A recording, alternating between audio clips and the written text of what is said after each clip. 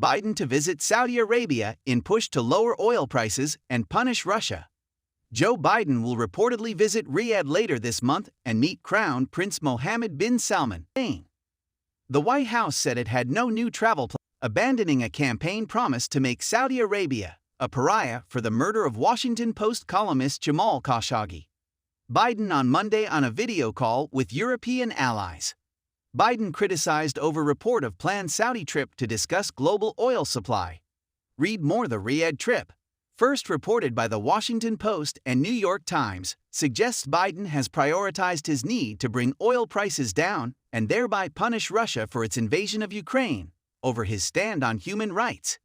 The visit will be added on to an already planned trip to Israel, Germany, and Spain. Plans to announce, but made clear there was no barrier to Biden meeting the Crown Prince. If he determines that it's in the interests of the United States to engage with a foreign leader, and that such an engagement can deliver results, then he'll do so, a senior White House official said. In the case of Saudi Arabia, which has been a strategic partner of the United States for nearly 80 years, there's no question that important interests are interwoven with Saudi Arabia, and the president views the Kingdom of Saudi Arabia as an important partner on a host of initiatives that we are working on both in the region and around the world. The end of the Crown Prince's U.S. isolation has looked likely since the Ukraine invasion began on 24 February.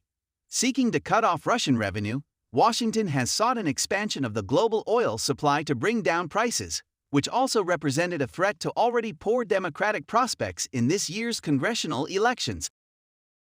Mohammed bin Salman. Rethink or reset? Joe Biden's dilemma over Mohammed bin Salman. Read more. The diplomacy helped win agreement for a 2-month UN-brokered ceasefire in Yemen, which was extended for a further 2 months on Thursday.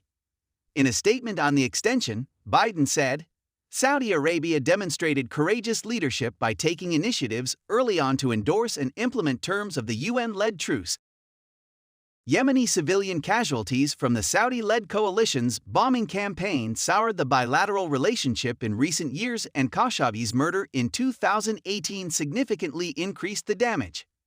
The Trump administration tried to gloss over the problems, but anti-Saudi sentiment became bipartisan in Congress, and on coming to office in 2021, Biden ordered a rethink of ties to Riyadh. We were going to in fact make them pay the price and make them in fact the pariah that they are, he said in a 2019 Democratic primary debate. Biden also declared that there is very little social redeeming value in the present government in Saudi Arabia. Biden will have to pay a political price for the about turn on Riyadh, particularly from his own side of the aisle, who see it as a betrayal of the administration's promise to put human rights at the heart of foreign policy.